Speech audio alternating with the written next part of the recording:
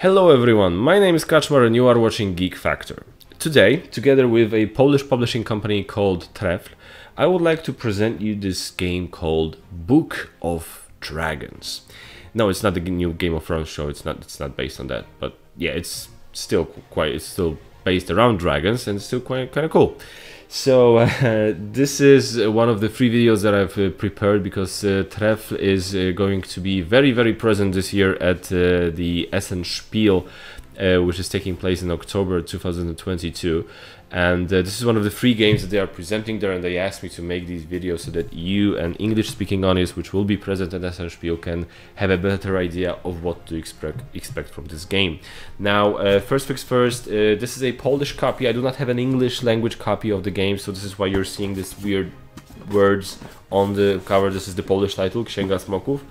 But obviously when you get to see the game either at Essen Spiel or maybe somewhere further down the line, if you're interested in the game, you'll obviously have a full-on English copy available to you. But also bear in mind that really, other than the rulebook, you don't really need, there's no text on the cards or on any of the elements, so it's basically quite language independent. And also this video, it's not a proper tutorial, it's not a how to play, it's also not a review, it's more of an overview so that you have a better understanding of what to expect and whether or not this may be something that you might be interested at all. So without further ado, let's get over how this game plays in a very brief overview. In the Book of Dragons, 2 to 5 players aged 8 and up will compete to gather the most interesting and the most valuable dragons to their book. Each player begins the game with an immunity token, dice of the matching color, and 1 goal card. Game is played over a series of players' turns. On their turn, a player can decide whether they want to place expedition dice or take a dragon card.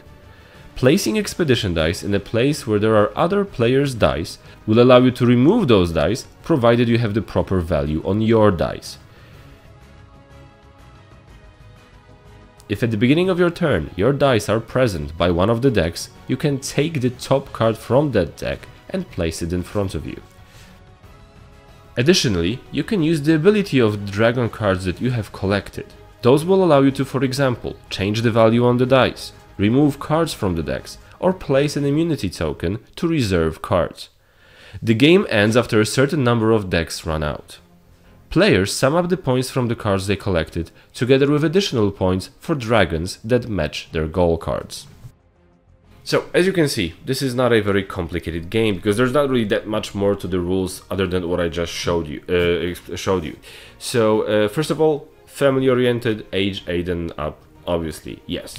But, and I'm speaking from personal experience here, this is not a game that your adult friends will mind. This is a even your gamer friends, right? So this is okay. This will work perfect with like more casual gamers, because it's not hard to teach. It's very easy to grasp. It's very quick. It's very dynamic. So you can just pull it out when you're having a nice evening with your friends. It's not a problem.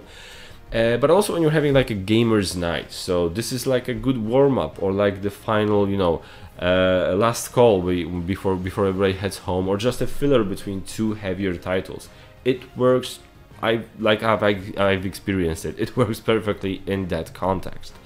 What is exciting about this game is what is interesting about this game is, well, first of all, it's got dice, but you're not chucking those dice.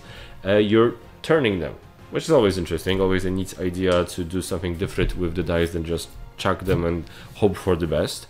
There is an interesting decision-making aspect to this game. That is definitely the thing that I don't know if gambling is the proper term, or the more fitting term, or whether it's risk, whether you're taking risks, because what's happening is you have to make a decision because you see that you have dice available by one of the decks and you can take that card, but you also see that there is a card that would be much better for you, and you have the die to kick somebody else's die from that spot.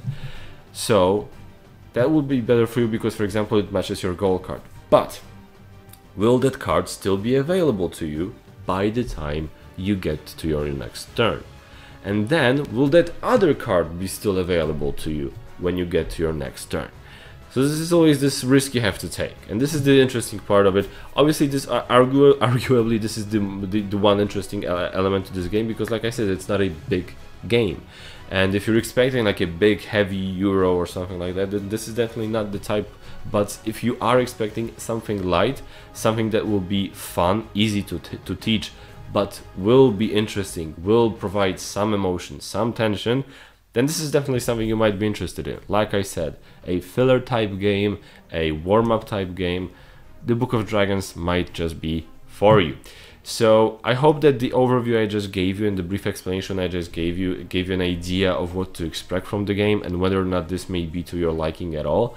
So if you have any questions, feel free to reach out, hit the comment section below, and I will try to get back to you as soon as I can.